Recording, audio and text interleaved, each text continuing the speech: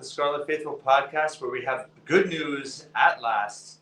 The search, the long search, the frustrating search, the mess of a search for quite a bit in recent days has now turned to what I believe is an excellent hire, being reported first by Pete Thamel, then by Brian Fonseca, Steve Politi, and now many outlets reporting that Executive Deputy Director of Athletics and Chief Operating Officer Keli Zinn of LSU is now coming to Rutgers following President Tate to on the banks to become the next athletic director for a program, for a school that has long struggled with alignment. I've brought this up many times, and I've stressed throughout this search the need to bring alignment.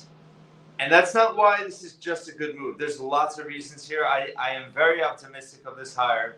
Keli Zinn is someone that was taken away from her alma mater, West Virginia, worked there for 12 years, rose through the athletic department, was the interim athletic director there for a time, first woman to ever lead the athletic department there, and was essentially poached by one of the top athletic departments in the country, one of the most serious schools in the country about athletics, LSU. President Tate was at LSU at the time. He started in 2021. They hired her in 2022. This is someone that is a rising star in college athletics. But when you say rising star, people sometimes dismiss that and they go, oh, they're inexperienced. Keli Zinn is not inexperienced. She has had pretty much every title within an athletic department that you can have. She's been in charge of all the athletic programs at West Virginia and now at LSU. LSU gives her, LSU themselves on their website, but also if you look into the news there, all the different media coverage. She's credited with a lot of accomplishments over the last 3 years there. Yes, it's LSU. The resources are completely different. And that is something that Zinn and Tate are going to have to figure out, right? Because decisions at LSU and the context that you have there are not going to be the same situations that they can make decisions at Rutgers. However, these, by all accounts, and my own opinion, are two very intelligent, serious people, serious professionals that have risen through the ranks. And the thing I like most about this partnership now is that they are serious about winning. They are serious professionals that are coming here to win. President Tate, in part, was hired because of his background with athletics. And now he brings in his athletic director. And, I've been pretty silent for the last week. I had another pod about, 8-9 days ago. I've had three pods, I think, on the search. The last one was it's official, it's a mess. Obviously, with Brian LaFemina turning Rutgers down, an alum, someone they've courted to, as Politi has reported since October. They hire a search firm. Obviously, you're waiting for a president to come on board. And then by the reporting of Fonseca and Politi, you interview the guy in early June and you wait until mid-July until he turns you down. Not trying to be critical of any specific person, but it's not a good look. And Rutgers was in really bad shape about 10 days ago. They were left at the altar by their top pick. The number 2 pick really wasn't a pick that had, obviously, the Board of Governors was not sold on. And they were back to the drawing board. Then reports came out, that they fired the search committee. People were piling on. I stayed silent because, as I said a month ago, and as I said in every pod about the search, this is President Tate's time. You hire a president in part because he has a strong athletic background. Let him be heavily involved in the search for the next athletic director. And I think, not to say that Brian LaFemina wouldn't be good, because I thought he was a good candidate. I thought he would have been good. But it might end up being a blessing in how this all turned out. Because at the end of the day, Tate got his choice. And when I go back to alignment, you have someone that he trusts, that he knows that has been extremely successful together. You know, listen, LSU, for all the resources they haven't always been a winning athletic department, you know, in so many different ways as they have been in recent years. Top 10 Directors Cup finish, baseball national title. You know, they had 3 national titles under Tate in different sports. Like, they're ascending as an athletic department. They've always had resources. They've always been big time, but they haven't always won. And that athletic department has their shit together. And you're taking now the number 2. And someone, by the way, that I think checks a lot of boxes in the sense of you had this vision, you want to bring in a business executive, a sports business executive, right? Well, Zinn does check some of those boxes. She was COO, Chief Operating Officer of the athletic department. Not a normal athletic department title, but someone that has handled media rights, has led their NIL efforts, has a strong business acumen in college athletics, and has actually done it. So maybe that's actually even better experience than someone that worked for an NFL team and now has to apply it to a college program. Obviously, not a lot of local ties. West Virginia native, but does have Big East roots. Worked for the Big East back in 03, 04, I believe, as a compliance officer. I like that she has that background too for an athletics department that, let's be honest, has unfortunately been in scandal after scandal after scandal for many, many years. Some severe, some not. But even under Pat Hobbs, you had, 4 or 5, including his own, out the door almost a year ago. So I think this ended as well as on paper, and just in terms of if you read the room, if you look at Zinn's background, if you understand the partnership that is now forming, there's a lot to feel confident about, I think. I think that in terms of the Board of Governors, you know, like I said, I mean, I have to hire people in my job, and when you can't close someone, it's not necessarily, there could be a perfect storm of things that happen, right? And it's not necessarily your fault, but it doesn't look good upon you. And the Board of Governors was in a real pickle. And this was President Tate's moment to shine and to step up and to be a leader and to say, hey, I'm the president.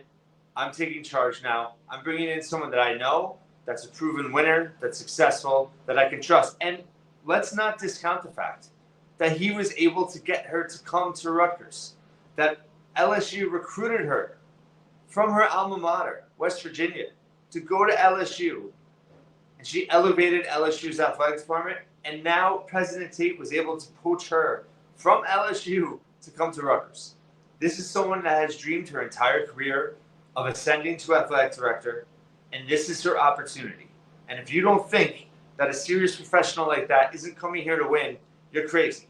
And yeah, of course, there's a lot of challenges. There's political challenges. There's financial challenges. There's a lack of historical support from a fundraising perspective. You need someone with vision and competency to come in and change the culture.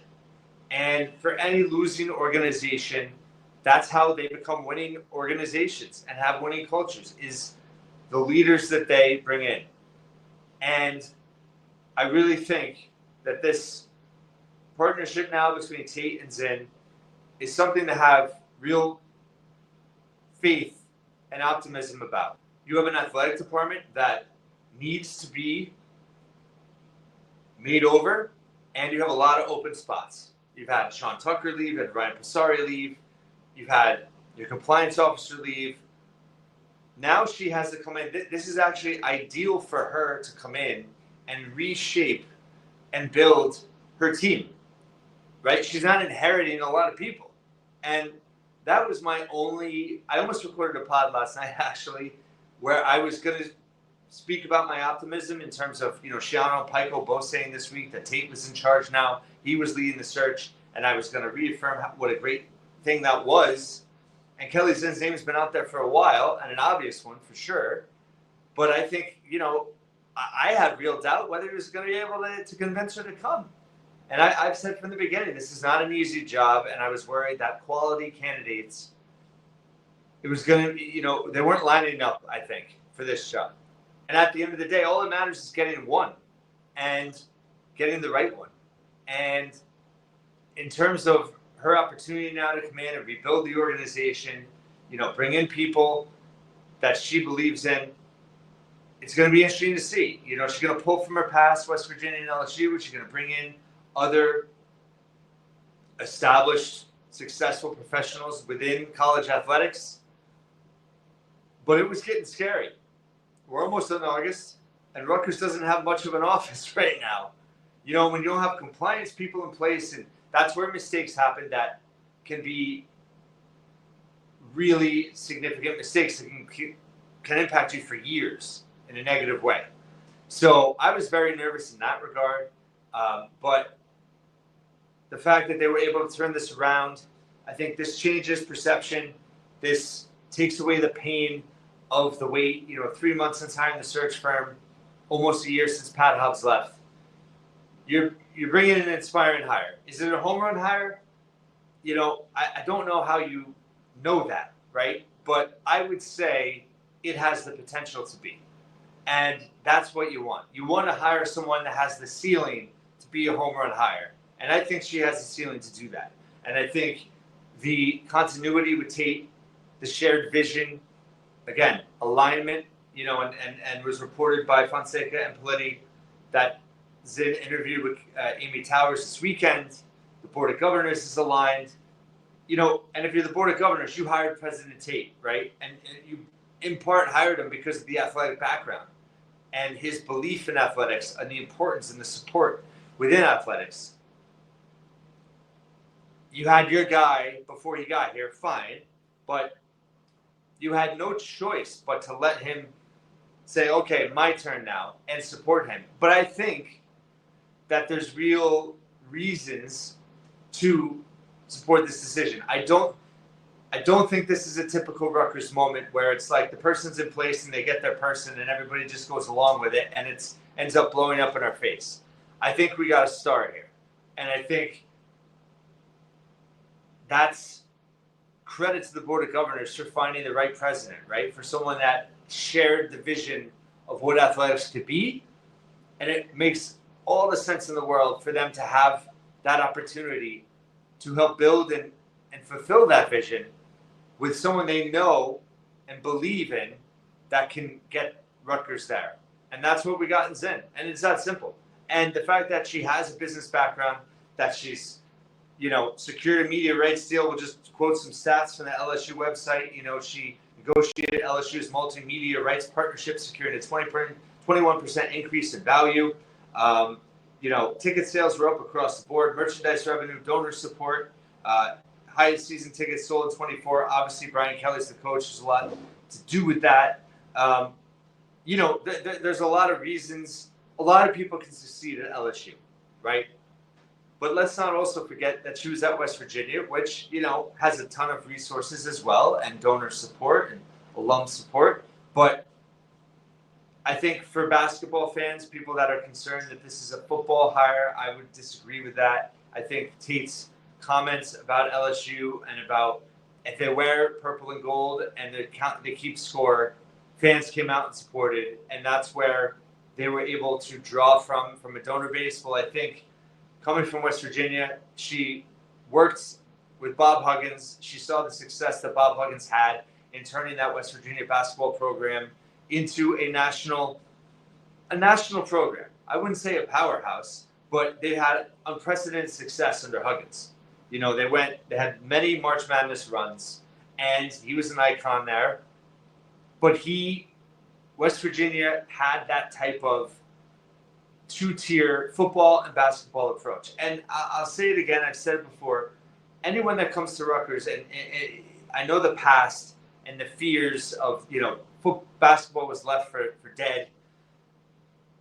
And what I would say to that is, if you're an athletic director, if you're a president, if you're administration, not supporting basketball now when you're in the Big Ten, when in modern college athletics, it's just bad business. It doesn't make sense to leave basketball behind. And that's where I have confidence coming from in terms of this new era with Rutgers and the success they've had under Peichel, and now the struggles they've had under Peichel. But it doesn't make sense to leave hoops behind. It's bad business to do so. And there's an interview with Zinn where she's talking about the basketball program at LSU and the need for a new arena and to be a premier basketball program. Now, I wouldn't take those comments to mean that she's necessarily going to give up on the rack and want to build the new arena at Rutgers. What I think you take away from is the want and the desire to build a premier basketball program. Again, it's good business to be. And I think what she brings and what Tate brings from LSU too, and back to that comment about if they wear purple and gold and they keep score, people care. Winning matters. Winning as a brand matters. And when Rutgers is on that TV screen, and although I believe a lot of the Olympic sports at Rutgers have real diehards, and I've tried to support all the programs at Rutgers so much over the years when I wrote it on the Banks and the Scarlet Faithful website, and I haven't covered them as much on this podcast of late, but the falls this school year, I hope to have some good stories to talk about. But winning matters as a brand, right? And although some of those sports aren't revenue generating, right, they can be in different ways. Not ticket sales, right? But winning is so important in so many ways. And if Rutgers is playing a game, they need to win, right? And that's the attitude I think that Zinn and Tate are bringing, and the seriousness of approach. And she was in charge of the revenue sharing at LSU. She's been quoted as saying every athletic program at LSU is going to be part of that revenue sharing. And I'm sure she's going to have that approach at Rutgers. Now, again, resources are different. NIL is different. Can she bring in outside money to help fund this athletic department? That's going to be a key part to her success. Can she tap into alums, right? That's alums that necessarily haven't historically given.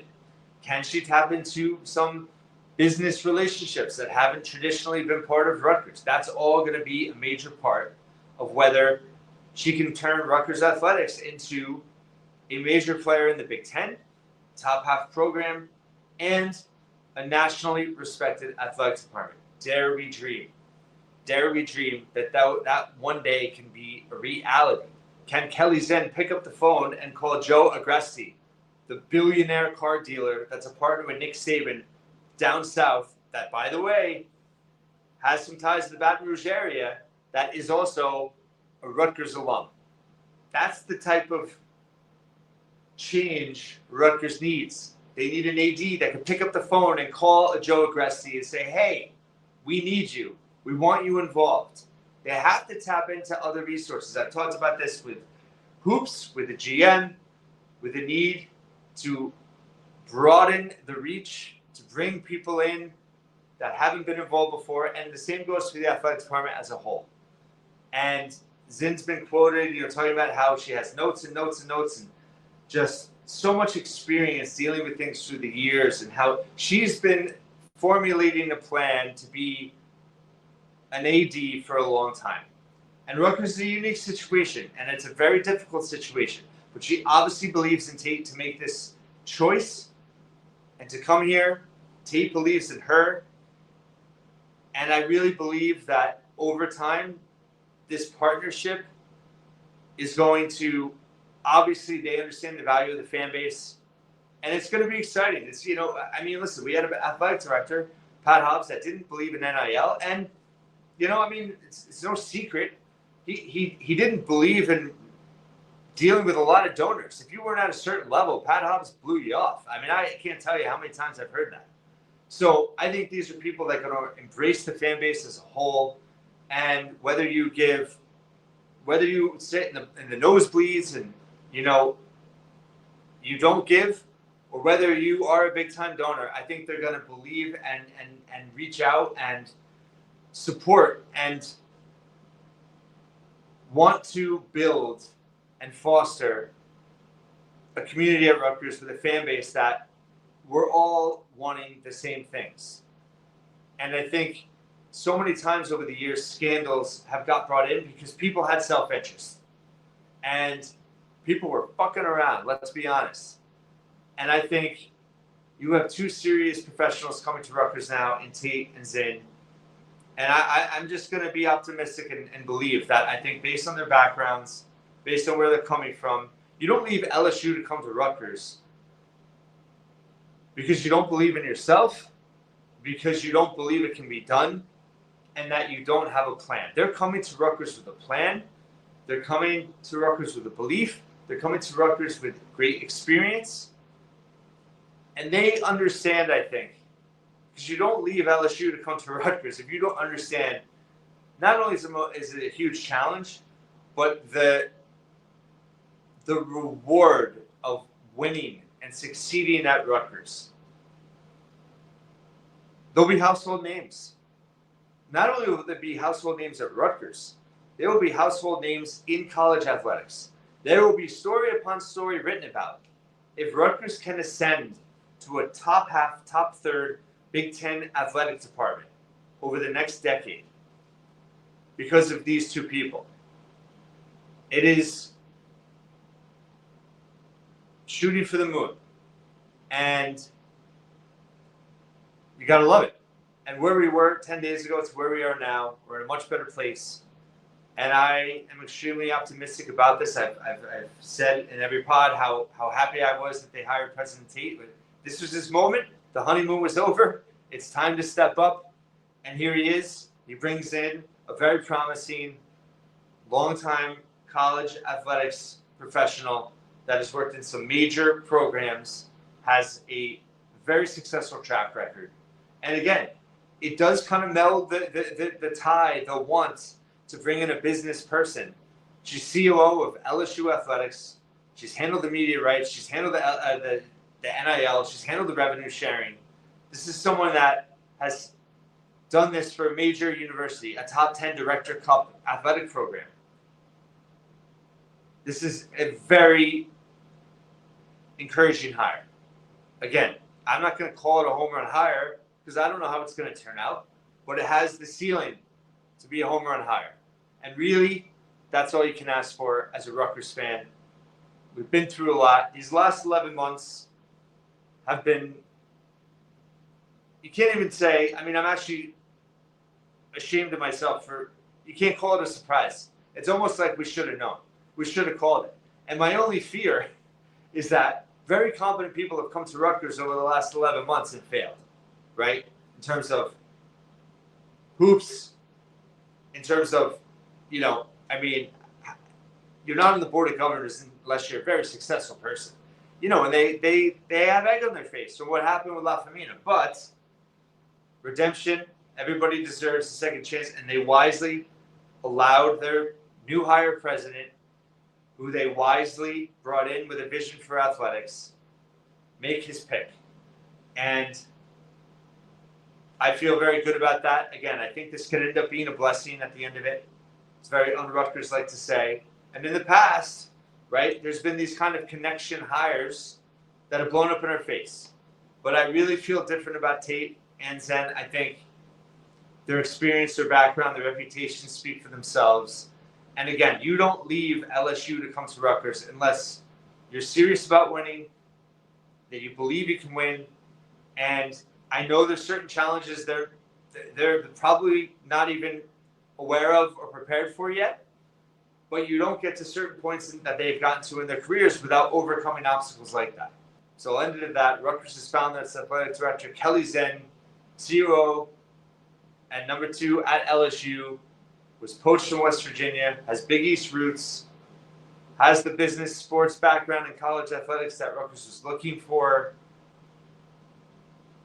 has a tremendous reputation, and is serious about winning. We have a president and we have an AD aligned that are serious about winning. We have a board of governors that's aligned. Someone messaged me at some point, like I was wrong about alignment because obviously Rutgers had alignment with Hobbs, Schiano, and Peichel. And it's like, what are you talking about?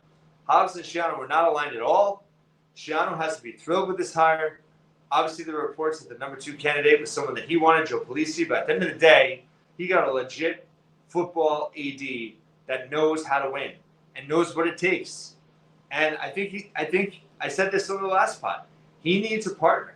He needs a partner to elevate the football program. The AD needs Schiano bought in, and Schiano needs the AD bought in, and they need to be in sync. And I think with President Tate now, this is a hire that I think checks a lot of boxes just for certain coaches as well. And I think she's going to recognize the need to align with these coaches and to find out what they need, right? And they're not all going to need the same resources that LSU needed. That's the other thing. They're not going to have the resources here. Zinn's not going to have the resources. Tate's not going to have the resources. But at the same time, a lot of these programs don't need those same resources. They need more, right? And it would be amazing if they had the LSU resources. But at the same time, they just need more than what they have, which in a lot of cases is pretty much nothing. So, but from Schiano's standpoint, again, going back to Pikel, this is someone that I believe is going to be very serious about winning with hoops. He needs help, obviously, with NIL, with support. I think this is, to be in this position now, going into the end of July, early August, football training camp begins on Monday. This hire is happening on Monday. Well, I don't know when it's going to be announced, but it's been reported Sunday night. The timing is ideal. Not in terms of where we were 11 months ago, but where we were 10 days ago. This dragging in through August into September would have been a nightmare. Not having an athletic staff going into the school year would have been a nightmare. It was very concerning. Keli Zinn, welcome to Rutgers. The fan base wants you to win. President Tate, we want you to win. And I believe more than anything, they want to win and they want to do it the right way. And I couldn't be happier where we're at right now. Thanks so much for listening and watching once again here at the Scarlet Faithful podcast.